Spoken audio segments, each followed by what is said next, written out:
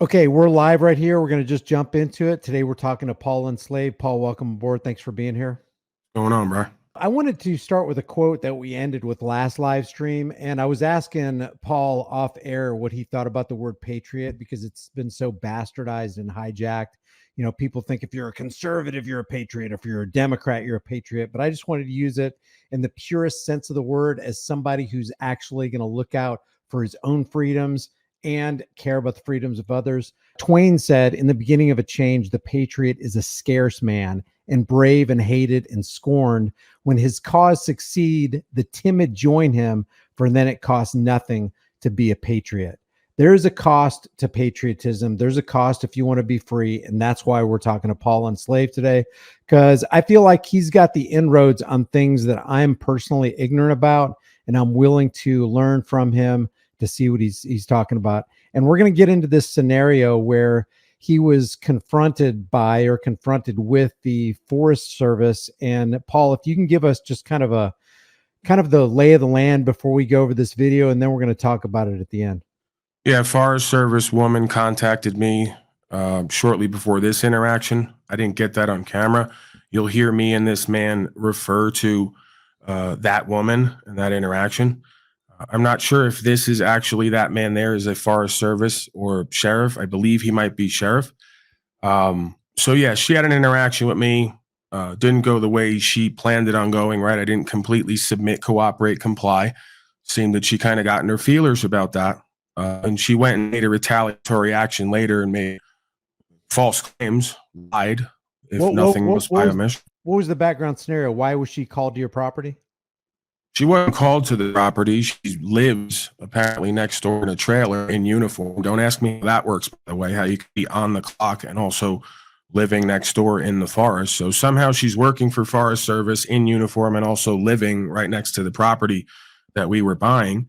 I tested my sidearm that hadn't been tested in over a year. We were out in the middle of nowhere, right? So whether it be for two-legged animals or four-legged animals, I wanted to make sure it was operable. Right. I didn't believe that there was anything unlawful about that. Of course, we were there prospective owners of that property, right, in contract.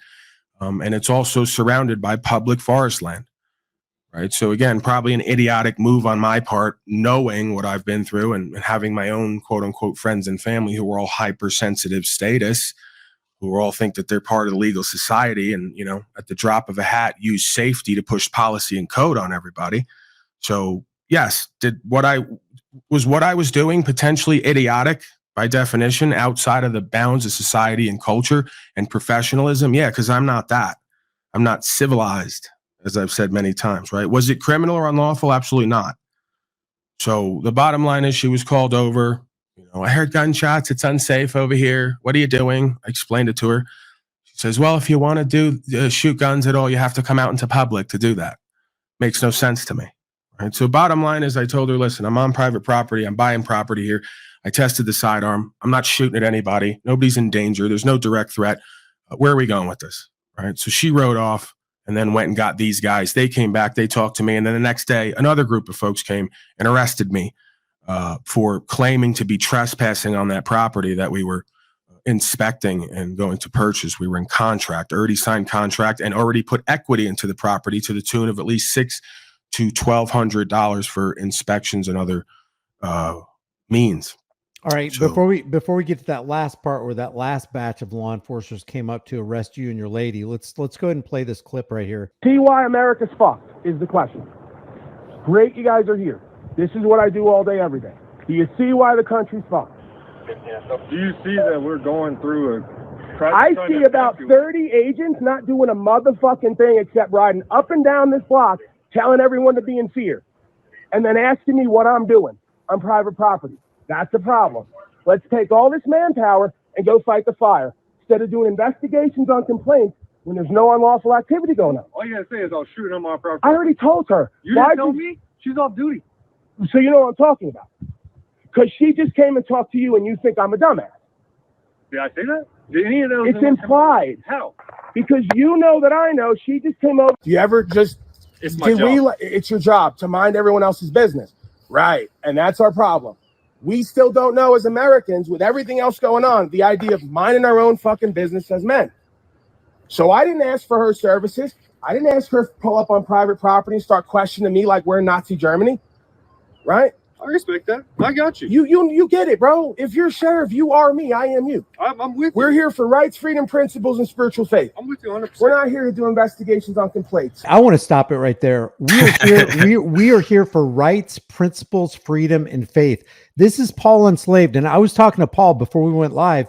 This is what I love about this guy is he's drilling into this law enforcement agent's mind, who's a complete statist, who's just there to do what he's told, regardless of what is right. And here's Paul trying to bring him out of that uniform, metaphorically speaking, so he can speak to him along the lines of a man who hasn't harmed, threatened to harm, damaged any property. So why are you here? Paul, do you want to speak? Now let's be clear. Yeah, Brian, let's be clear too, because I want to be completely fair and equitable and honorable here. Okay. The man, as I see it, and you'll see, you may not have seen it later in this interaction, you'll see that, and this tends to be the rule as far as I'm concerned, they're not complete statists. They do have some level of heart. They do have some level of conscience. They know we're fucked. Doesn't matter what they're tasked to do. Their conscience and their heart and their body and their instinct is crying out at this point on some level. They may be numbing it, drugging it, taking their pharmaceuticals, drinking their liquor, engaging in the sexual activity, all to escape it, like folks will do on every, in every aspect of society, right? It's the same modalities, but they know.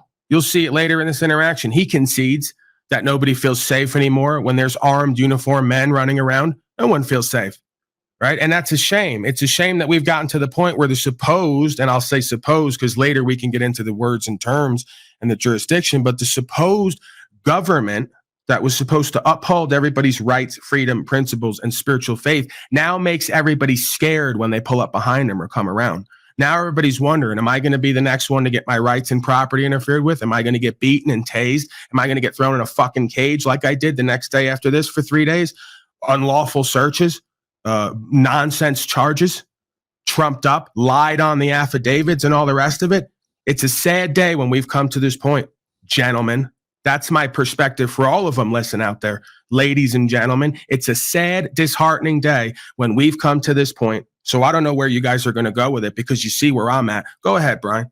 No, hey, I appreciate that too, because one of my failures, internal failures, is that I see things too black and white, and you just lend some nuance that actually gives people hope, is that nobody is a 100% complete. Maybe some are more than others, but nobody's a super 100% tyrant statist apart from some semblance of humanity left. So that is a really good point. Nobody's all good and nobody's all bad. And I'll include myself into that conversation. Me too. A freaking man. All right. Good point. All right. Let's proceed with this. Next time, tell them, go complain to their wife and their husband. We have to. You don't have to. It's officer discretion. No, it's not. Everyone has discretion as men and women. It's in our policy, though. We have to at least go out and do an investigation. Now, it's not our policy. We have to make arrests. We have to do all that stuff like you're right. Policy's the overthrow of the law of the land. Just so you know, it's like fascism. At least come over here. You don't have to. Quit nothing is unlawful what I'm doing right now. That's what I'm saying, bro. I could argue it as. So come over it's here not because I'm not going to claim any loss, injury, or harm. I'd rather talk to you as a man and us create an understanding, since I'm going to be here going forward, than to go, oh man, you're on my property, you're causing loss, injury, and harm. No, bro, we're Americans first and foremost. We're men first, first. I'm with you 100%. I'm with you 100%. So yeah, I mean, that's all it's about, bro. Like, it's not personal to you. We all know where we're at this point on this land and where it's going, right? And we know what for body politic and for statute, policy, and code and corporate procedure, rather than common law, common sense, common conversation. So that's all I'm here to represent. Just as you're here to represent whatever it is you believe. Cool. Are you shooting in the same direction? Absolutely. That's just what I told her. I have common sense. I'm not out here causing problems. I get that you guys got other shit to deal with, right? I'm shooting into the back of a fucking mountainside. I don't even kill animals, bro. I don't even eat meat. So it's important to me, right? It's important to me because I realize like what makes this country great, and seemingly over the last 4 years, with the. Now, Paul, I wanted to ask you at this point: did the other guys leave, and this guy chose to stay around and talk to you?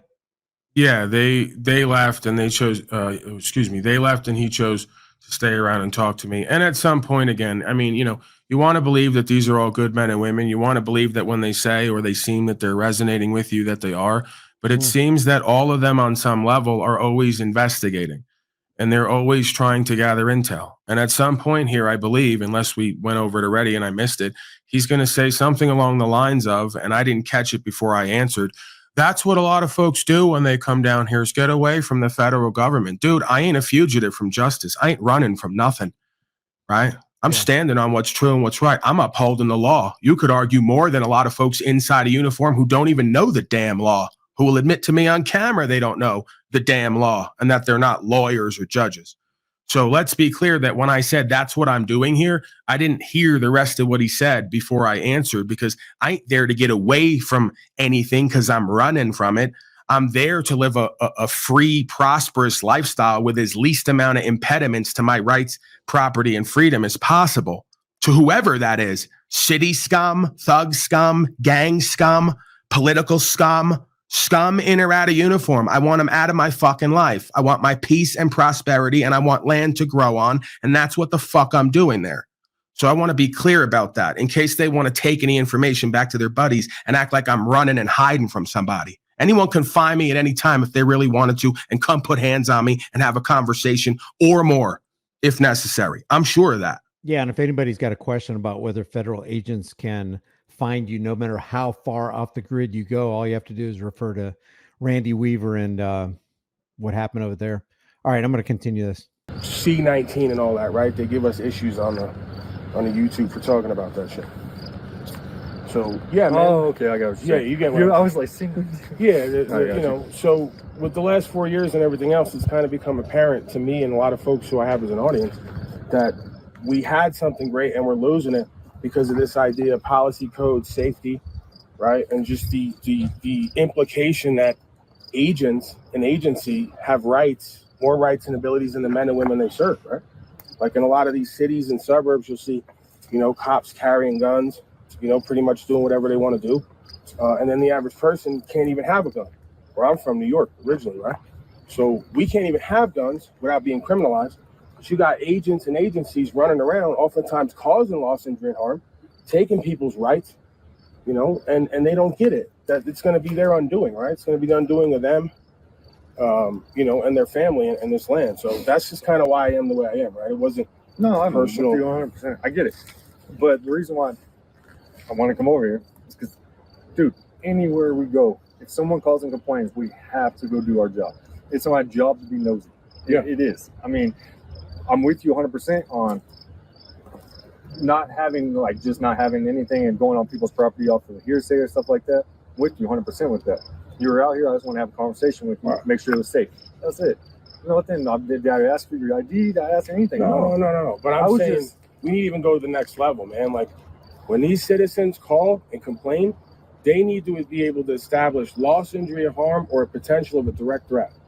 If they don't have that, then just the interaction, just generating an interaction. It's not that I want to talk to you as a man. Can you say those things you're saying, the three things that you're saying? If they can't establish loss, injury, and harm with a potential for direct threat, that means they got to go, we were out here and all of a sudden a bullet came whizzing over our head, almost killed the baby. So my argument with that one would be, is the fourth one can be implied or it could be interpreted any freaking way. Like you may think what you're doing is not dangerous or in any great bodily harm, threat, or anything like that, right? Old dude across the street could think, man, that's really dangerous what he's doing over here. Right. But we get called over here, like today, because we didn't know what was going on. So we asked you shooting? Yes, my own freaking property, I do whatever I want. 100%. I'm with you. Were you doing it safely? Yes. Cool. Have a great day. That's it. Right. So, I mean, I get what you're saying. When we walk up and you're like, what do you want? And then it makes our attentions go high. And you know what I mean? So if I wasn't cursing. I'm just saying. Well, no, you weren't cussing at all. I apologize. Yeah. But you were like aggressive. You know what I mean? And I get where you're coming from. You want to be aggressive. Like, I know my crap. You do know your crap. Let me give it to you like this, bro. I have more, if I'm going to say I have a beef at all, I have more of a beef with the average United States citizen slave at this point, who every time at the drop of a hat, they want to call some mommy and daddy to come make sure that they're safe at the risk of everybody's rights and personal choice. I'm with you. I have more of an issue with them, whoever called, that they can't just either take a ride by, come over and talk to me like common men, have common conversation. Why they got to call daddy out to come do their responsibilities. They're my neighbors at this point. I hear you. You see why our communities are fucked? And I'm with you. Everything you just said, I'm agreeing with. But then don't be mean to us. Like, just be like, no. I'm just making sure that you guys understand, as Americans and men, first and foremost, that the average public has issues with personal accountability and responsibility. 100%. And they keep giving their damn money to agent and agencies so they can call to show up and make contact with their fellow man instead of them just cutting the middleman out and doing it themselves. I agree. But we are here for that reason. And I will say the reason why I picked this agency that I work for is because this agency is amazing. Like, he holds the Constitution, the sheriff holds the Constitution. Right. This community is very constitutionally sound. That's why I picked this community over anywhere else. Right. When I moved here from Texas, because I love this community. I love how tight-knit we are and stuff like that. Paul, have you found that to be the case? Not really, quite frankly. Well, obviously not. They're going to come back the next day and arrest you, right? Right, and then lie on affidavits and then kick me out of a jail after 3 days in the middle of the desert and say, we have no wallet for you. We have nothing. Nothing was logged. And then when I go to the sheriff's that's down the street, they say, we don't have it. And it turns out they did have it. Well, let's save that for after the video, because that's the good stuff. If you're tuning in, thank you for being here. We were talking to Paul Enslaved. I just put Paul Enslaved's channel link in the chat room so you can take a look at it. I'll make sure when this video gets done rendering and going live that all of Paul's social media links are there, because you gotta tune into what this guy's saying. I really feel like if we can all tap into this and strengthen ourselves together, we can actually carve out for ourselves more freedom than we got right now.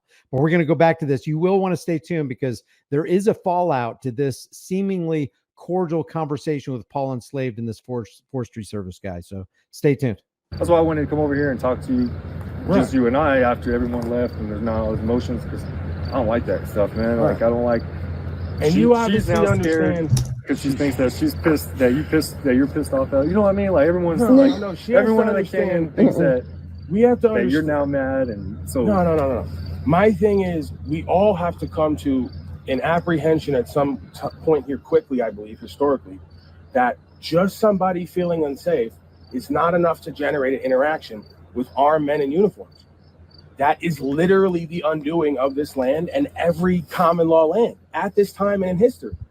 Right? So, like, it's not personal. No, it's just that, and I get what you're saying, that, like, it's the best of a bad lot, right? Because does anyone really want to see armed men in uniforms up and down their area where they live? You know, no, like, you got to a point where culturally it makes you feel less safe to see armed men in uniforms, and that's a shame. Because people come up to this community to get away from, right? The federal government. That's what we're doing here, right? Yeah, I get it. No, I get it. But I want as least amount of interactions and impediments and interferences to my freedom and personal choice and enjoying the land and what God gave me. Anyone can respect that and understand that. 100%. And I prefer it to go back to a time when, if it ever was, when we see a sheriff, we feel safer. When we see a sheriff, we feel like that motherfucker's got my best interest in mind. I mean, that time is not now. Let's be honest about it. Let me ask you this, though, right? When she came over here, she was probably pretty hot, and you probably met her with the hotness, like mad, right? You know when they get afraid? You know when they get afraid and put on guard? I don't mean to interrupt you. It's when you don't comply and cooperate implicitly. Yeah, right. But I found it in myself personally. This is a personal thing. Yeah. I allow people to be angry. Like, you were a little upset when I first got. I allow you to be angry, and I cool off. I try to stay my level, even if someone's mad and irate. Right. I try to keep my level. You do a good job. You're very authoritative, and you know your stuff, and it can get intimidating to people. I'm not trying to tell you to be more sensitive and be kind to more people. But I get this a lot. I'm trying to. Paul does get you do get that a lot, don't you, Paul? Yeah, I get a lot of this stuff a lot. It's just like why it's just another day for me. I go, yeah, what are the odds I'm not going to have another interaction with some man or woman in or out of uniform about rights, freedom, principles, spiritual faith? It's become, my purpose here, I guess. It's what God has intended for me here. Psychologically, it is interesting, though, that this law enforcer was trying to put himself in the driver's seat of, yeah, when I arrived on the scene, you were hot and I was trying to bring you down. I was in control of this whole situation. It's They kind also, of, folks don't understand that, again, they can't cognize not to make excuses. I mean, again, maybe I'm just a curmudgeon. I'm an old soul and I'm 35 and I'm already old and cranky and sick of everyone and everything, including myself. But ultimately it's like, I'm Irish and Italian. I'm from New York. I didn't have a mother growing up. Right. So there's reasons. If we want to look at like why I am the way I am, I've kind of been through the mud. I've had a precarious upbringing, a lot of trauma, a lot of abuse. I've had to cultivate a strong faith or sense of self in order to keep going in this life. Trying to help where, like, I'm the same, man. I get irritated with people that are like scared all the time. You know what I mean? Like, not scared, other words I want to use, but they call us because, you know what I mean? But if you would just talk to them, hey, I apologize. This is what I'm doing. Not even apologizing. This is what I'm doing. I'm on my property. Yeah, I pretty much did that. You didn't see the interaction, and I'm not going to say that I was an angel, and I'm not going to demonize her. The reality of it is agents from all walks of life at this point are used to everyone complying and cooperating. yeah. So when I don't answer her questions outright, and I go, what makes you think I have to answer your question? And what makes you so free to pull up on private property? She's like, whoa, we got a live one here, right? Yeah, you got a player here. You got a man, not just an authentic corporate beta male. I'm going to keep it all the way real, and we're going to be accountable one way or the other, right? But again, it's the presumption of guilt. It's the expectation of performance, right? It's the lack of regard for other people's property and their feelings of safety, right? Like, you don't know if I've been beaten or tased or whatever I've been through in my life by corrupt folks. Maybe I feel really unsafe when folks ride up and pull up behind the car with lights going and go, what are you doing? Where's your gun? I start thinking we're in Nazi Germany and I'm going to be hauled off, whether that's paranoia or a little bit like sensationalized or not, right? That shit makes me feel unsafe. She's got no reason to feel unsafe and intimidated. She's got all you strapping gentlemen riding along with her, right? No, it's just little old me and her. So you get it, bro. I know you get it. I'm with you. No, he can't be with them because I don't think, man, I think that what Paul's saying here is where the rubber meets the road, because I can't imagine that any policy enforcer out there is putting themselves in the shoes of the people that they're going to be violating or tasing or pulling out of a car. Because Paul's right. How does this law enforcer know that the person that they're standing in front of right now hasn't been tased and beaten and caged and had bad things done to them in the name of enforcing the law? And that's why this person's reacting. Like Paul said, there's this expectation on the part of the law enforcer for the guy that you just encountered to just submit, just give us your ID, just roll over. We're the authority. Yeah, these folks don't realize, again, just because I don't complain about it, just because I don't victim about it, and you never hear about it, doesn't mean that these folks haven't had dozens of interactions with me and people around me and literally created an atmosphere of fear almost constantly in all of us. And I almost thank them for that, because you know what I've learned?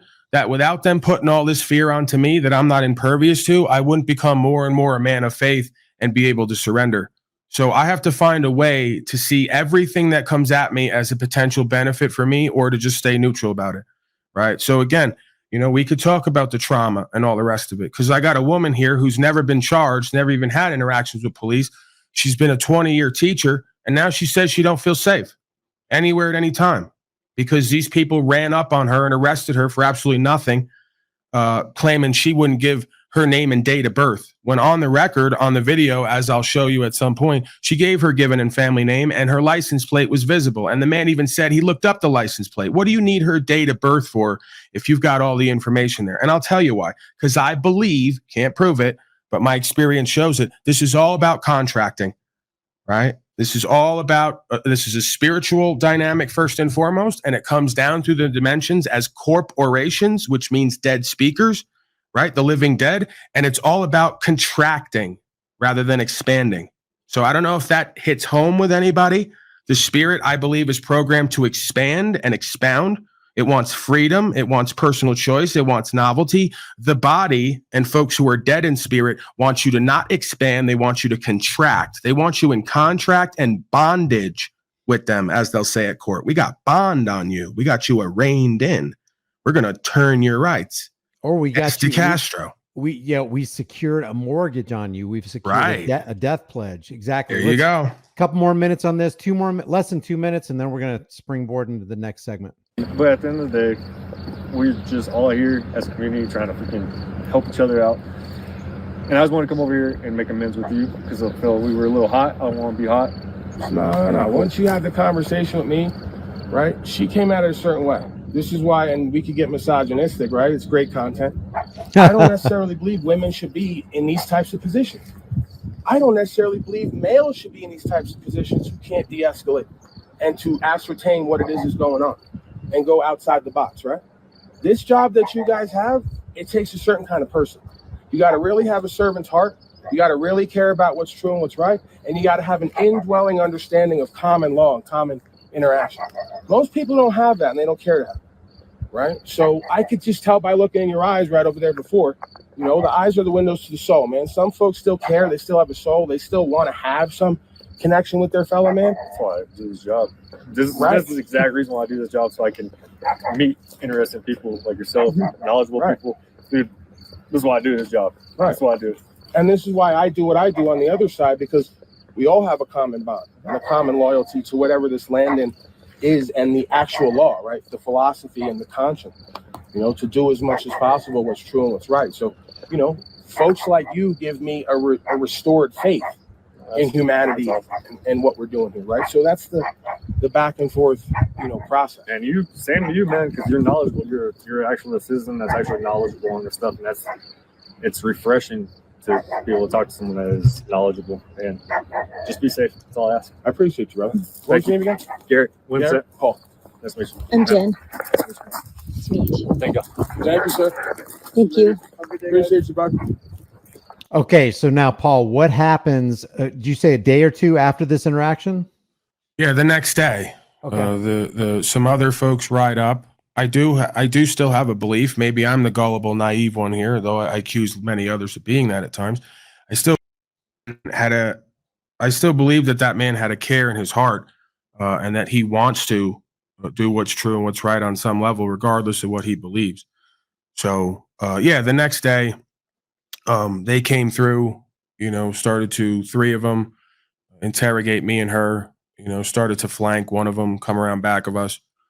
I questioned him. You know, they said, we need your name, first and last name, date of birth, or the first and last name of the legal person and the date of birth, right? If we understand what's going on there.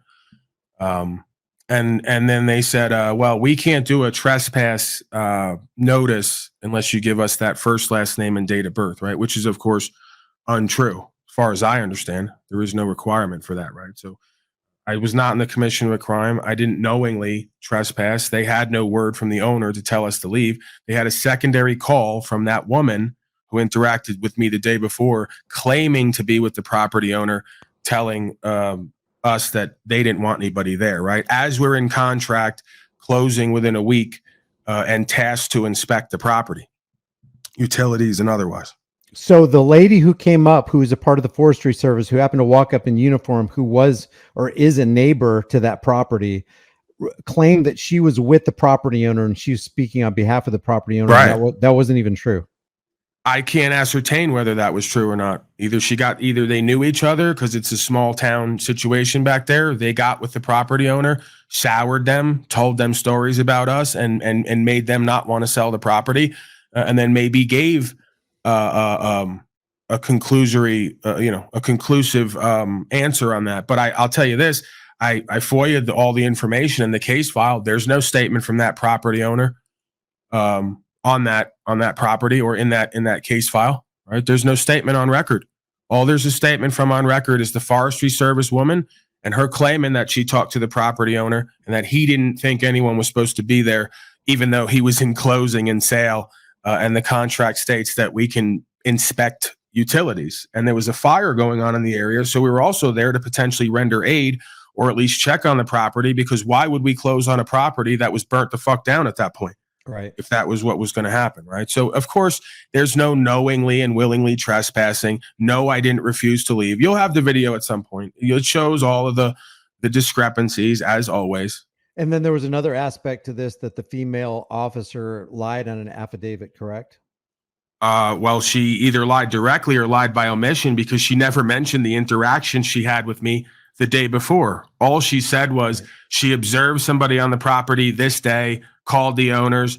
The owner said nobody was supposed to be there. So then she phoned the police. What she didn't put in that affidavit was the fact that she had an interaction with me the day before about shooting on or about that property, which is very odd, Brian, because you would think that an officer would include all the details of all their interactions with you, especially one including a sidearm. So why she would leave that out from the day before is rather curious to me. It almost seems that she was being retaliatory and didn't want to seem like she was being retaliatory. Now, when they arrested you the day after this video that we just watched, when they arrested you, you said that they confiscated a concealed firearm as well? Yeah. I believe that I'm on private property. Quite frankly, I believe that I can have a sidearm on me however I please. I'm not subject to statute, policy, and code that is supposedly there to keep the public safe, especially if I'm on private property. You want to try to run that crap on me with no victim on the other side of court? Well, we can try it if you want. But again, whether I own the property or not at that time, technically, I had equity into that property to the tune of $600 to $1,200 for inspections between me and her. And we were there for a lawful reason, had reason to be there. So even in their code, which is illegitimate to me, my status and standing in the jurisdiction I occupy personally, with the subject matter, of course, as well, you cannot hold me to public code and policy on private property. So right. I can conceal, I can have a gun up my ass, Brian, if I'm going to be rude, crude, and lewd about it, right? I know it's a family broadcast. But again, let's go back to the idea that as Americans, we have a right to have anything that our servants have and more. Yep. So our servants don't have more rights and abilities and tools than us. That's not how this goes. So I know they want it to be like that. And someday it may be like that. The more and more people keep buying into this nonsense. But there's still a dual jurisdiction here, as I've gotten on record at the court. The common law still exists. And the common law, foundationally, along with the Constitution, says Americans can have guns. Right. Right. So it's just, there's really no argument there. I mean, again, even if you want to apply it to me, it's on private property. It's not public property. So that's nonsense. Yeah. It's either the Second Amendment's either part of the supreme law of the land or it's not. You have the right to keep and bear arms or you don't. And there's no qualifier on that. Here's the kind of arms you can keep. Here's what you can't keep. Here's how you should bear it. There's none of that. So any law enforcement agent, whether state, local, or federal, who swears to protect and defend the Constitution is being completely hypocritical, especially with a man on his own private property. But now watch this. Guns away. But now watch this. Here's why they say technically they're not. Because somewhere, if you go look, you'll find the clause for public safety. Somewhere in 11th to 14th Amendments, you're going to find verbiage that leads one to believe. I should get the exact statement and memorize it. My point is, go look for it. You'll find the public safety clause. That's where they have created the corporation, as we've talked about many times. That's why there's 2 states on each state, Colorado State and State of Colorado. That's why there's a legal society and a law society, right? So essentially what's been done is they've created a corporate overlay on every land, and they've gotten every man and woman seemingly to get into contract with certain registrations, certain licenses, various corporate capacity identifiers and statuses and contracts in order to push this supposed public safety commercial code on every man and woman. This is why I say the only way out of this is through this, because the majority of folks have already put themselves so deep into the commercial world, commercial capacity, and the idea of statute, policy, and code, that now they're going to have to come out of her, my people. They're going to have to put it on record. I'm not a subject to United States as defined 1A USC, a federal corporation. I'm not subject to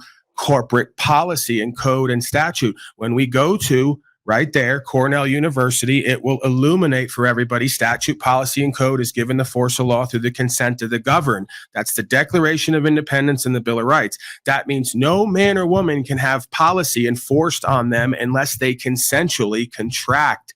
And that's why every time they walk up to you, their first question is, could you produce the state-sponsored identification that you claim is you? That's you, right? They'll hold it up and say, this is you, right? You're this plastic card. You're the person, right? Yeah, okay. Put your hands behind your back, because now we just achieved subject matter and personal jurisdiction. A person in Latin is a mask wearer. There's men and women of the people, and there's persons. When you go into court, ironically or interestingly enough, the state actor, the person called the prosecutor, calls her or himself the people, and then tells you you have to appeal in person. It's called flipping the script, Brian. We've talked about this a few times. So a person is a mask wearer. In Latin, it is an actor of the state. They've turned every man and woman of the people contractually into actors and employees and trustees of the state through their contractual processes. So let's continue on with this thought. But I wanted, they arrest you and then they take you to jail. How long do you and your lady spend in jail? It's hard to keep track of time in there, and I didn't go back and think about it. I just keep moving forward, but somewhere about 2 days, 2.5 days. You know, we pretty much were arrested on Friday. We were let out on Monday, which is usually how it goes. And what was what was their charge? What was their reason for holding you? Trespass, concealment of identity, possession of unlawful possession of a dangerous, deadly weapon. That's a lot of words there to describe that I had a fucking gun right under my shirt in my waistband. Did I pull it out on anybody? Did I use it on anybody? No. So what are we talking about? Right? This is absurd at this point. You know, and the Supreme Court more and more each day, which is like making rules and law for the corporation. They don't make rules and law for men and women of the people. They're servants of the men and women of the people. They can't make laws. God makes law. Men and women interpret the law, and then they codify the law and then have to interpret the complicated facts and the matter of the law, oftentimes to their own failing, right? So again, Mr. DeCastro is a perfect example. There's two sides to that story. Right. And I'm not saying that he was wrong. I'm not saying he did anything unlawful, but they're playing a dual jurisdiction game on everybody. And you have a human element. Right. So if you got a bunch of men and women who've grown up on this land, regardless of what they taught, if they've started to believe statute, policy, and code is law, and that the political body politic has an unspoken social contract that we're all a part of called democracy. So we all have to vote for a president, a vice president, a treasurer, because that's our right. Well, those are more corporate positions. So again, we're talking fascism by definition, the merger of state and corporate powers. We're talking corporatism, which is a synonym of fascism, straight from the man himself, Mussolini, and the regime that created it, apparently. And of course, we know there's always powers behind those scenes, you know. But yeah, and let's continue talking with the thing about Chile. But let's go back to the jail. You guys were released from jail. Now, was there any hearing after that you had to attend via Zoom or in person or anything like that? And what was the fallout of that? Well, they have what they call pretrial. I'm not at home right now, but I could show you the documentation from the FOIA case file where they've listed the state of New Mexico as the victim on the other side. So right. I've had this. If you go look at all your cases, if you've ever been charged, you'll notice if you get the case file, they list the state of as a victim. So listen, if we went to pretrial and it seemed that nobody wanted to talk. The prosecutor person, man or woman acting as a prosecutor, didn't want to speak. The administrator wanted to get the hell out of there. She goes, we're putting this over pre-trial again, because I just simply said, well, will Mr. and Mrs. State of New Mexico please take the bench and give testimony on how I victimized them, how I owe them a debt, how I've done them wrong? I don't know. It just seems to me as if maybe Mr. and Mrs. State of New Mexico isn't ever going to appear. I don't know. We'll see. All right. So now that we've gone through your experience and how they handled you, how they treated you, that you went to jail and all this, where do we start? Let's take an American who has no idea what the frick we're talking about, maybe has an inkling of an idea that they are actually enslaved, and this isn't the land of the free, home of the brave. How do we take that first step to securing our freedom, in your opinion?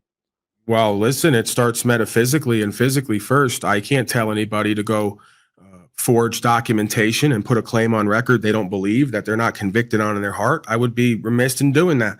You know, these folks have to individually, like I and others have, come to a conclusion and a conviction within their mind and heart and spirit that they have a right from God to do X, Y, Z, and to be free and prosperous and have personal choice and follow their moral compass, right? That's religious freedom. That's religious right. If you don't want to call it natural rights. So each and every man and woman has to come to that position inside of themselves first and foremost, and then communicate that honorably, presentably, and effectively on record, on paper, and give notice to all the agencies involved in these endeavors. All these public service corporations have to be notified.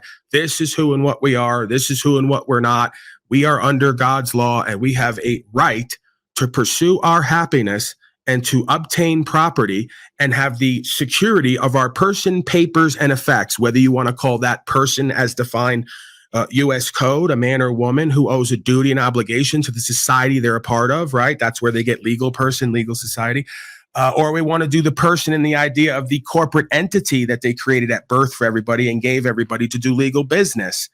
Either way, I have a security of my person, papers, and effects. You will not charge that account, and you will not charge my body with this fear charge, making false claims and false charges. That account is for my express usage, and I bear the surety and liability for those charges when I bring them or when they're legitimate. If you're going to bring them on my account and try to push them and get me to pay for them or go to jail for them, that is fraud. That is a constructive fraud because you're naming a non-living entity on the other side as a supposed victim. Is it possible to operate in both of those realms? Absolutely, not simultaneously, right? So again, you can argue, but you can use the corporate fiction to the benefit of the man it claims to represent.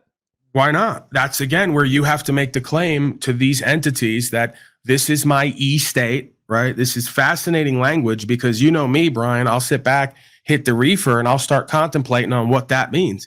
Because as far as I'm concerned, my e-state is my etheric state. As we move more into the new world and its order and digital currency, your e-state is going to be your electronic state of beingness, your avatar, if you will. Like all these folks on Snapchat, on social media now have their own little person and it looks just like them.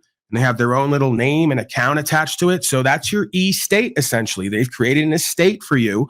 And you have to be clear that that estate was created maybe by U.S. corporation and given to me for my express usage. You didn't give it to me in order to do fraud and make me as a man the surety for the etheric or the electronic state, the person, if you will, the mask that I have. So absolutely, I have a person. I'm not the person. I have a citizenship. I'm not a citizen. Right? Why are you not a citizen? Explain that. Well, again, this word citizen, it applies in context. When I say that, I mean, I'm not a citizen of United States corporation as defined U.S. Code 1A federal corporation. I don't owe allegiance to any corporate body. If anything, I'll put it to you like this. Citizen just means one who owes allegiance to. I'm not even a citizen of the supposed Laporta family, which is my family name. I don't owe allegiance to those motherfuckers. Many of them are treasonous and traitorous. They've not secured what's true and what's right under God for this land. So we're not equally yoked, like the Christed being said. You're not my countrymen. Let your chains sit lightly upon you. So again, who or what am I a citizen of, right? Who or what do I owe allegiance to? If not God, first and foremost. Isn't where God, supposedly in the Constitution, where we get all our rights and everything extends off of that beingness and that entity that works with all of us, right? Through providence. So I'm not a citizen at this point. I don't owe loyalty or allegiance to any group or body of men and women for whom there is no salvation, who are faithless. I owe my allegiance and my citizenship to what I consider to be my God and this godly experience. And quite frankly, the second that I turn away from doing what's true and what's right and upholding the law of this land, that God will not embrace me any longer. All right, let's keep building on this. Okay, so the foundation is know who you are. Basically, what you're saying is have integrity, right? That's the bottom line. Absolutely. Have principles. Yes. And a man is judged by his principles. And be willing to stand on those principles no matter what. The first being, the observable. It's never right to initiate unjust force and violence on peaceful people who haven't done anything wrong. Nobody has a higher claim over your life and property than you. The golden rule, do to others what you would want done to you. Conversely, don't do to others what you wouldn't want done to you. Is it safe to say that is the springboard from which we should all operate? Absolutely. We have to stop being selfish and greedy and entitled. The only reason we're here right now with the last vestige, as they like to say, one of my buddies there likes to say, the last vestige of rights, freedom, and principles is because at some time, at some places in the past, honorable courageous doesn't mean they didn't feel fear. It means they went past their fear to do what's true and what's right. Honorable, courageous men have stood on what's true and correct at the risk of their life or imprisonment. Now, what makes the rest of you here, my question, think you're going to continue living your life in prosperity with all your nice, pretty things and your supposed freedom without actually living that all the way and potentially sacrificing for that? That, to me, is how you go on record proving you're in blasphemy, that you're really not convicted. And that's why this court will convict you. That's why they convicted DeCastro. I don't mean to keep coming back to him. I care about him. I want him to get it right. I think he's going to be a major influence and potential leader for this non-immunity community they like to talk about. But he's first going to have to really get it right and get convicted in his heart. You can't hire someone to speak for you. The founders didn't. You can't hire a British bar attorney to speak for you doing British parliamentary process and call yourself a motherfucking American. Stop me where I'm wrong or confused here. Okay, slow down. I'm glad you brought it back around to that. What was his first and fatal error? Getting an attorney. What does attorney mean? How was that a negative? The first and fatal error was being, and forgive me if I'm saying something out of school here, I got to shoot straight based on what I know about me and all other selves here. Your first problem is coming online talking rights, freedom, principles. He don't really talk spiritual faith. I think a lot of these folks don't believe in God, or they haven't had a religious experience, supposedly. The first mistake is being oriented in your heart toward Mammon and Molech, being a strictly businessman, wanting to be all about profits and selling products to an audience when you don't even have it down, calling yourself something you ain't. You ain't a constitutional law scholar if you're hiring a bar attorney to speak for you. I don't call myself that. That's entitlement again. You gave yourself a title that doesn't fit. That's arrogance. You can't be ignorant in this game. You can't be arrogant. You can't be prideful, and you can't be faithless as far as I'm concerned. That's how you retain your honor and your integrity. Okay, so that's his first mistake, is where his heart is oriented. The secondary mistake in and of the world at the court, of course, putting himself deep in their jurisdiction, admitting that policy and code governs him, not invoking God or the common law, hiring a British parliamentary agent esquire to speak for him.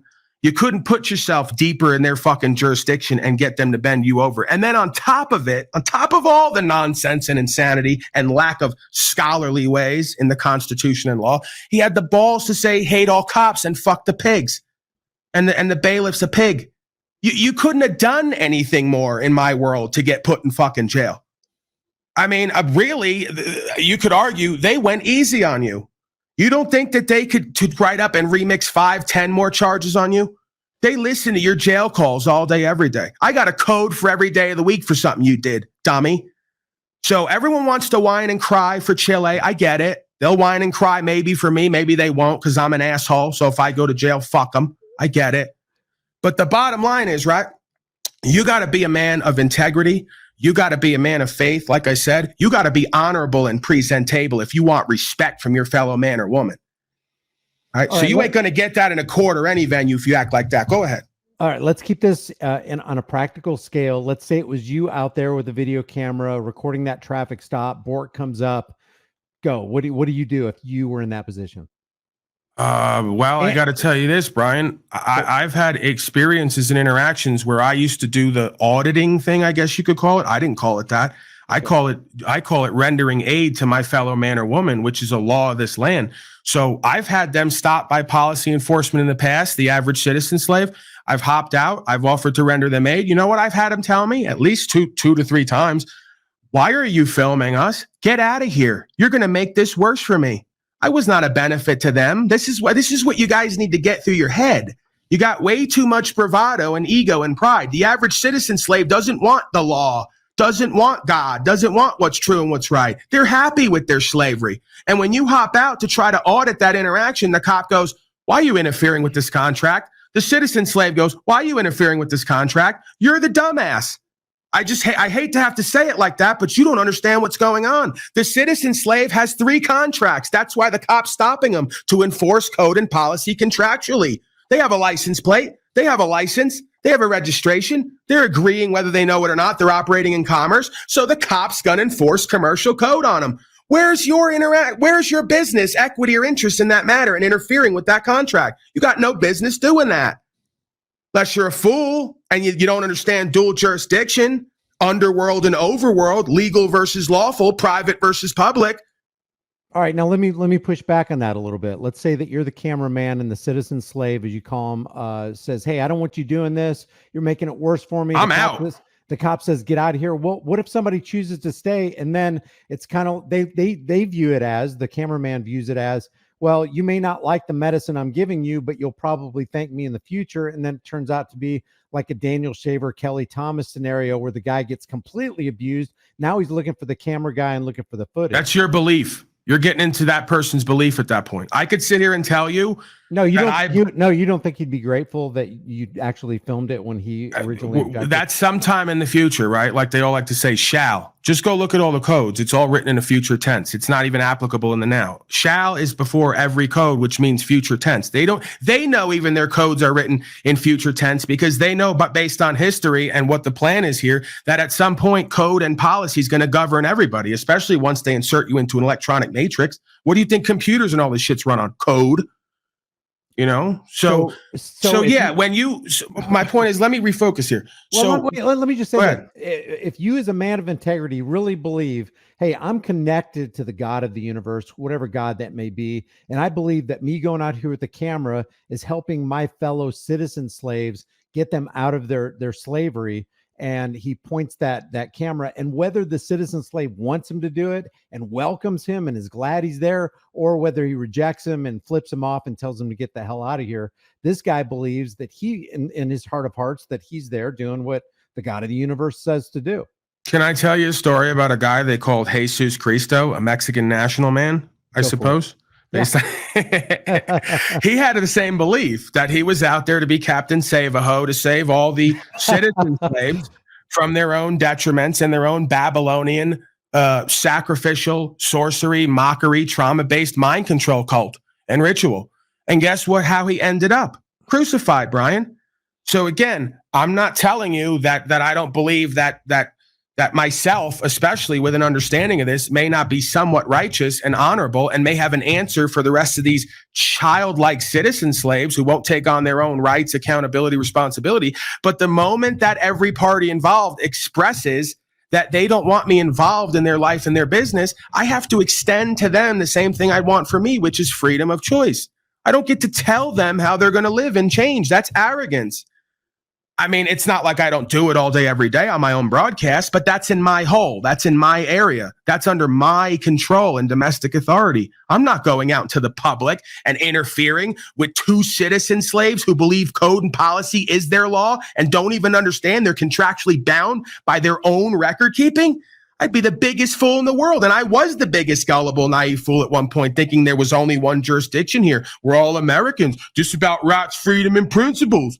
We got to be great. Vote for Donnie Trump even. I never did that, Brian. You know I never voted. But you get where I'm going here. Then at some point I go, oh my God, there's a whole other world and a whole other story here. And then it crystallized. So that's why they did what they did, especially because they know that DeCastro's calling himself a law scholar and has no understanding of legal and lawful and the different aspects of law. There's different types of law. There's different jurisdictions in these law systems. So if you want to call yourself a U.S. citizen slave, which DeCastro and everyone does, you want to go on a W-9 as a withholding agent trustee, you want to subject yourself to legal society, they're going to rape you with that policy and code. And they're going to say you're the biggest dumbass ever for interfering with a contract another citizen slave had to voluntarily be governed and even pay to be governed. Okay, so how does one break the contract? How do you do that?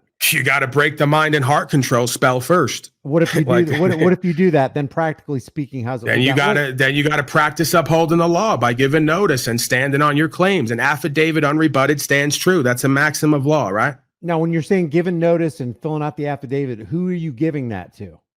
Whoever you believe may come at one point to interfere with your rights and property and freedom. Whoever you believe is in control of these organizations, whoever you believe may take an interest in upholding your rights, property, and freedom, right? So secretaries of states, congressional folks, comptrollers, president himself, get it on record as many ways as you can.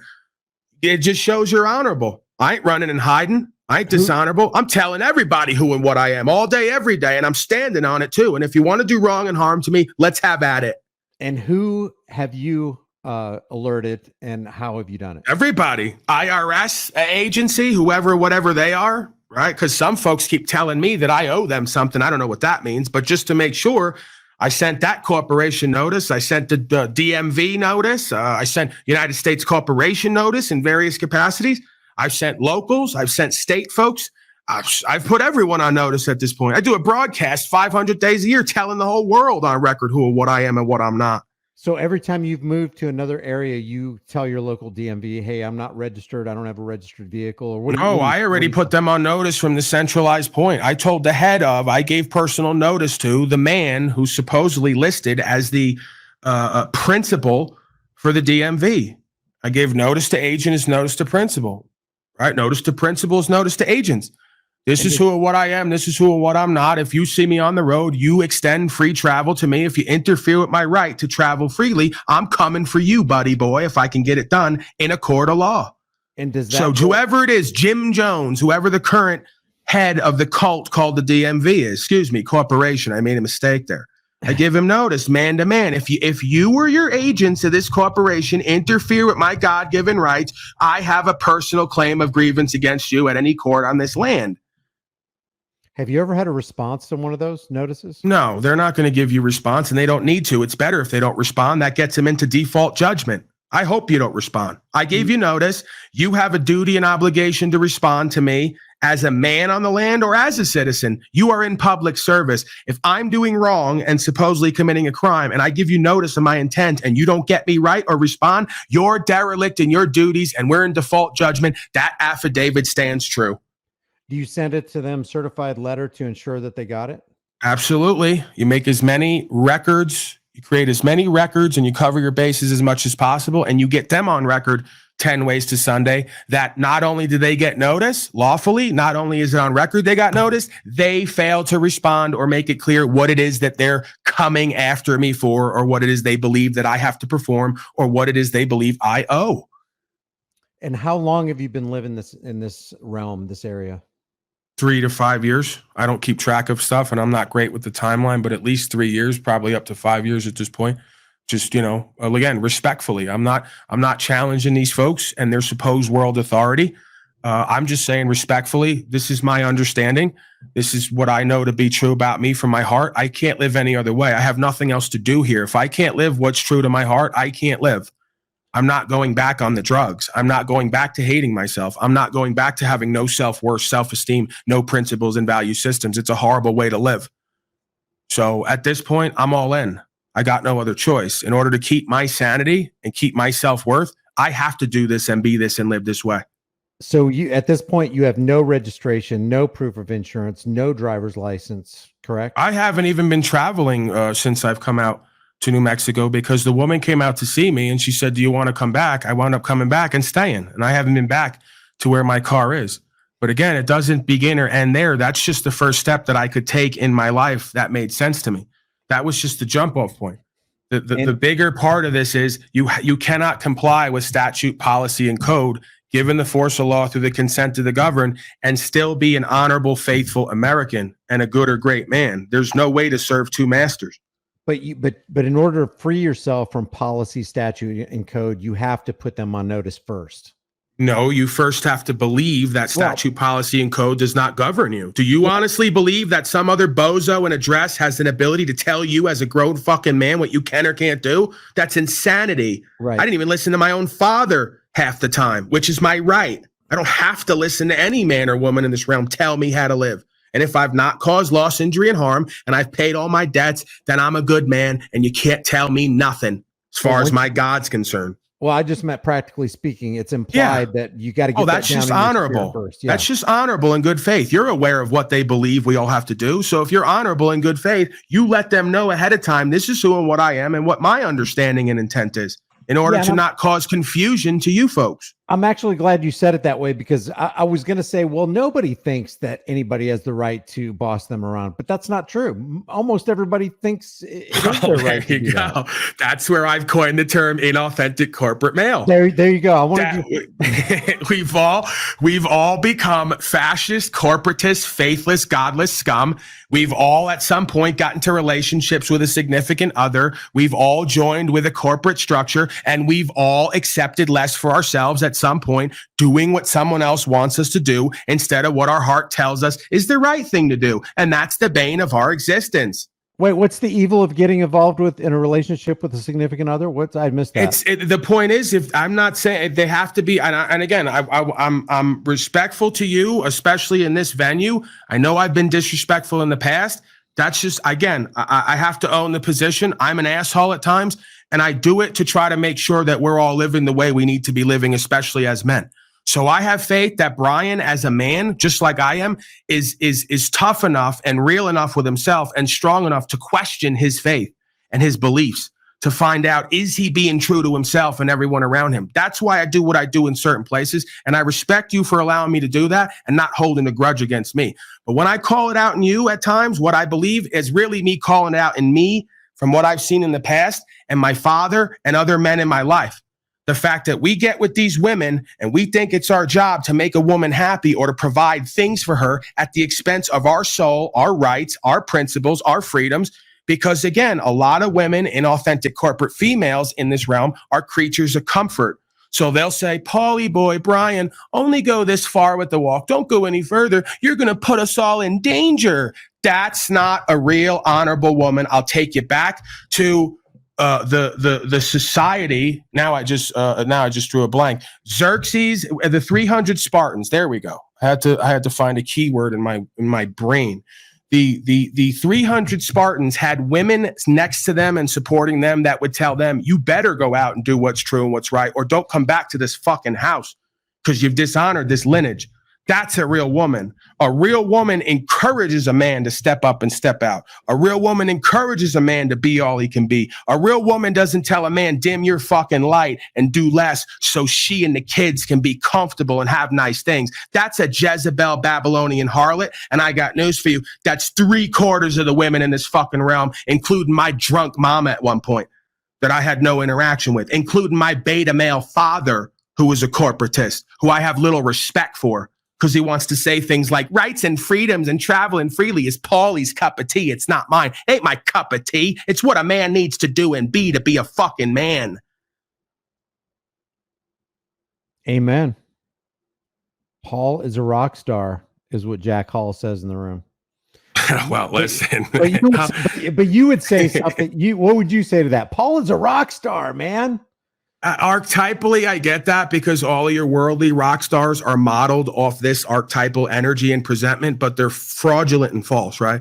So when you see the alpha male who gets on the stage and speaks or sings and he resonates with everyone in the audience, and all the women have this archetypal animal magnetism attraction to him and with them, right? He seems to get his way in life. Yeah, that's what he's talking about. It's an archetypal state of beingness, and that's not who I've been. That's who I either am or becoming based on this practice of what we would call, I guess, faith. You know, so you have the worldly version of that, which you call a rock star, and then there's a God star, if you want to call it that.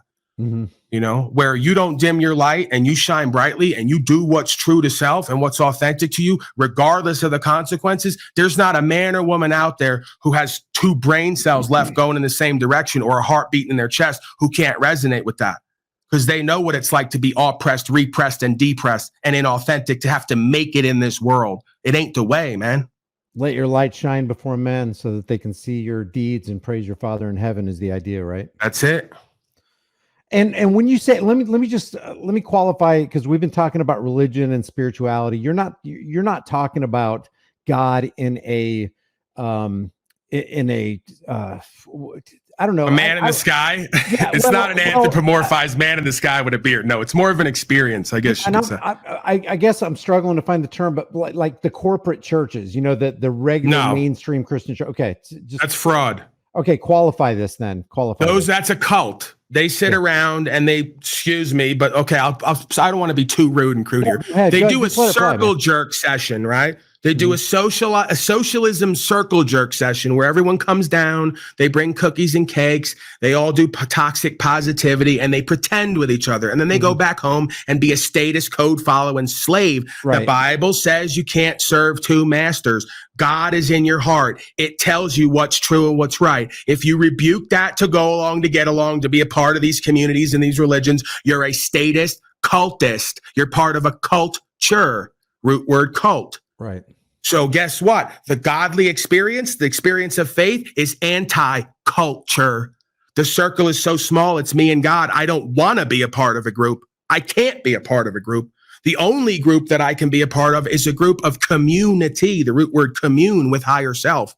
I can only be seen with and operate and work with men and women who care and are willing to do what's true and what's right based on the one truth, one life, one way that we all seem to know and keep talking about here. Whether we're all living it or not completely is a different story, because this is faith over fear. And most folks in this life have become fear-based. That is their reality. They run most of their choices on outcome-based education modalities where they decide this is fearful, this is dangerous, I'm going to back away from this and pursue a life of actualization and realization in the corporate world, in and of the world, right?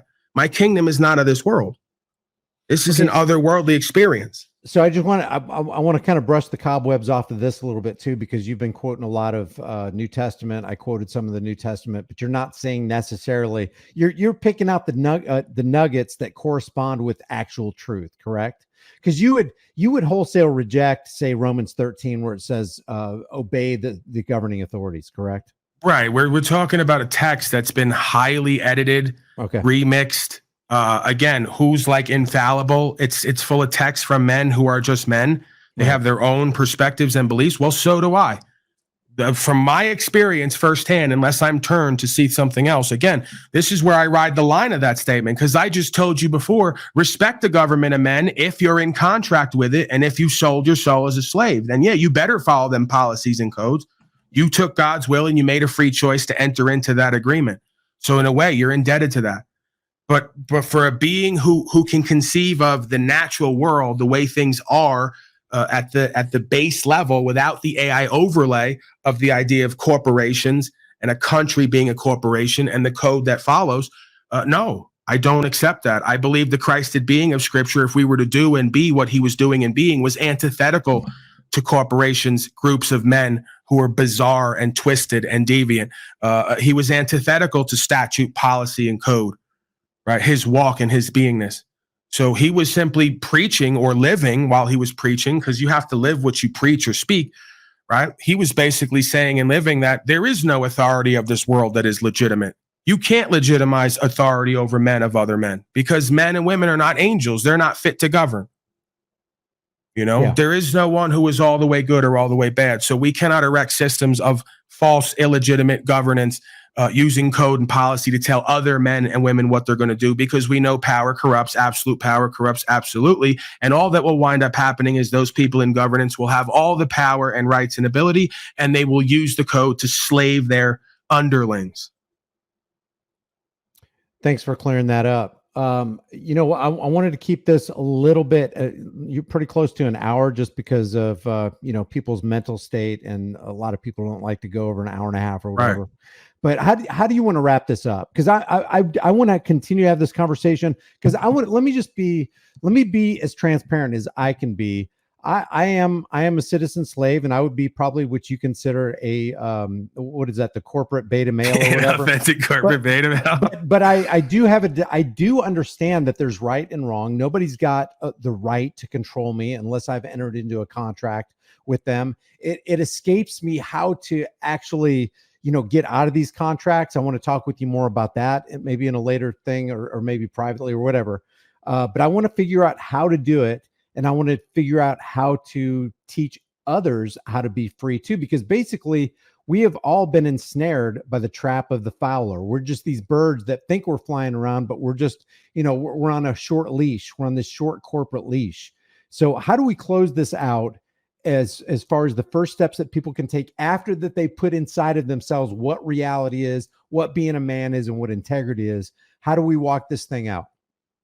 Well, I mean, listen, it's not like we can't prove on some level that nepotism exists here. So even if we're going to go from the level of nepotism, you have a pretty successful platform. I'm sure there's a lot of folks out there who are part of your network directly or indirectly. There's nothing stopping you or Mr. DeCastro or other folks from contacting the supposed servants that they like to call authorities here and having personal conversations with them and educating them or understanding what it is that they understand and maybe changing this dynamic from the inside out, right? So the reality of it is, who's going to come arrest Brian from High Impact Flicks for any code or policy when we see him every day? We know that if he's not completely good, he tries to be a good man, at least it seems. I don't want to believe Brian or DeCastro's out lying, cheating, stealing, causing harm to his fellow man or woman. So it's just, there's multiple places to start. Start talking to these supposed representatives about what their understanding is. How do we secure the law of the land, rights, freedom, and principles and spiritual faith from the inside out of the system? And if not, well, then you got to put yourself on record and gamble. And you got to say it's going to be whatever it's going to be. The alternative is living the rest of your life. I'll do the semi-Braveheart speech here. You know, living the rest of your life as a slave and knowing it and never going past your comfort zone and finding out what you and others are really made of and what your true power here is and what your spirit is calling you to be. That's a horrible way to live again. I know, I've been there. So for me, if it all goes quote unquote bad for my body and my legacy, I at least get the opportunity to say that I touched a state of beingness where I've actualized and realized I am true to myself. This is who and what I was formed to be and do. And I don't know anybody in my life who's done it the way I've done it and felt how I felt. I got a few folks who are starting to catch up with me in my life. Just because I don't know of them doesn't mean they don't exist. That's not what I'm saying. Yeah. I'm saying I got a handful of folks in my life who've walked this walk with me, and they're now starting to report to me the same internal space, right? They get dismissals at court. They won't even prosecute them anymore. They've had to sit in jail, some of them, you know, for a couple of weeks, and then they get to court. Is one of those is one of those Brian O'Shea?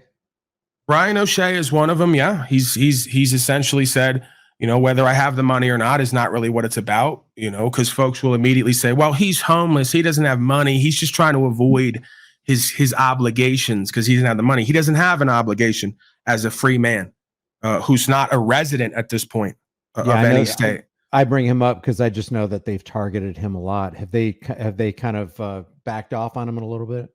Well, yeah, I don't necessarily think that they're targeting him personally, specifically. I just think that when you move around and you don't have the plates and the identifiers, you're going to draw attention. Yeah, that's what I mean by targeting. Yeah. Yeah. You make yourself a target. Well, yeah.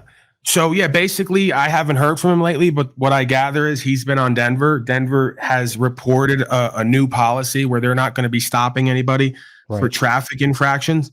Because, again, that was the home of the famous video I did that's been seen millions of times. I don't see coincidence there. Yeah. Folks will try to demean what I do and the effect it's had, and others have done and had. But after I did that video, I saw almost immediately, I would see every day cars without plates all of a sudden. Like within 6 months of me doing that video, I'd seen more people with no plates on Denver than I had seen the whole time I was there. Yeah. So I had to conclude that that video became famous for that area and that a lot of folks started doing it, and they made a risk management decision. We can't keep pulling all these people over and trying to force this contract and this policy on them when we know behind the scenes they have a legitimacy to move their property and it's been ruled on.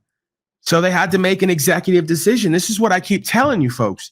The quicker everybody starts doing this is the quicker they have to deal with us a different way. You think they're going to put Brian and his wife and this person and that person in jail and leave them there and do it over and over again and have big news? They can't do it. It's too much liability and risk management for them, let alone they already know that they're not legitimized with the word of the law or the legal code, right? We have the grounding. We know we're on the right side of history. We know the words and terms are sound. And now, if they in the quietness of their moments reflected, they know that you're right. They know, of course, that they don't have the right to do what they're doing. Of course, Zimmerman, who put DeCastro in jail, she was doing it partially because they wanted to teach him a lesson spiritually, I believe. Yeah. Something somehow, some way works through all of us. I can't explain it. We're in a matrix here. It's a holographic simulation.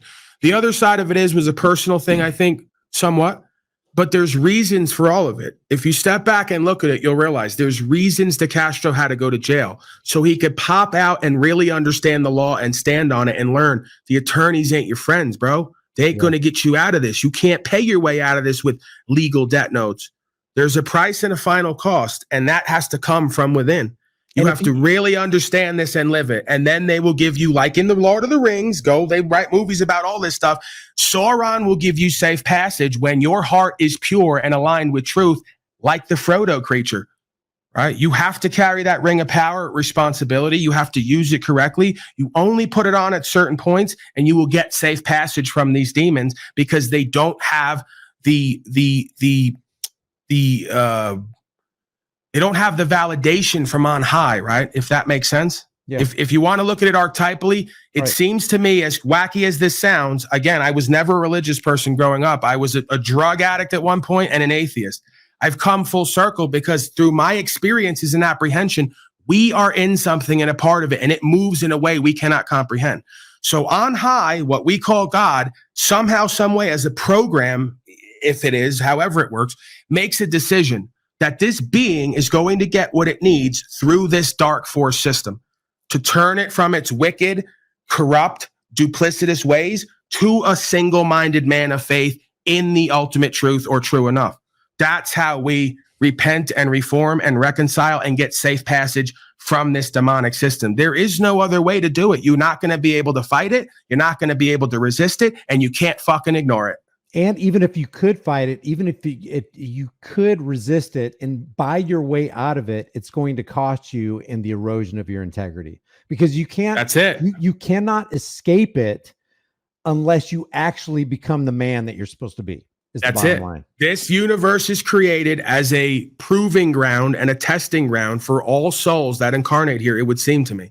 Yeah. And all we have to do here is focus on ourselves and becoming whatever our intuition and that spirit tells us in conscience is meant to be for us. The more we actualize and realize on that, the more we will be given whatever's meant for us under God. If we don't, you will get that fire. That's what they call hell. We're already here. It's already happening. You're either in judgment and you're creating and experiencing hell, or you've seeked the truth, realized the truth, lived the truth, and been set free. Even if physically you're tormented. That's the difference between pain versus suffering. Pain and death are assured. Suffering's a choice, and it's based on being faithless. Man, I really appreciate you coming on. This has been an enlightening live stream for me, man. We just got to make the change. We got to make the change. I'm going to end this video the way I started it.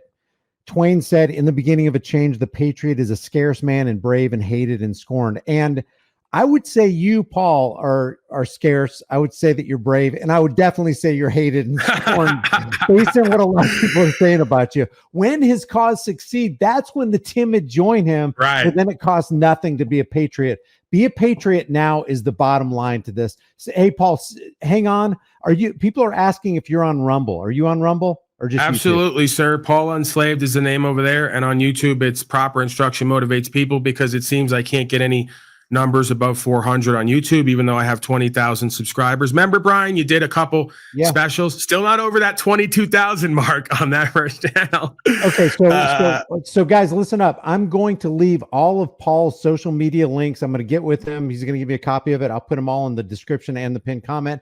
If my pinned comment disappears, which it often does because YouTube does a lot of censorship on this channel, just refer to the description because it will be in there. Paul, thanks for joining. Stay on the line because I want to talk to you after we end this. Guys, thank you. Remember, share this video. This is a freaking unbelievably important live stream. Please share it. Give it a like before you leave, and I will see you in the next one. Take care. Thank you, sir. Paul.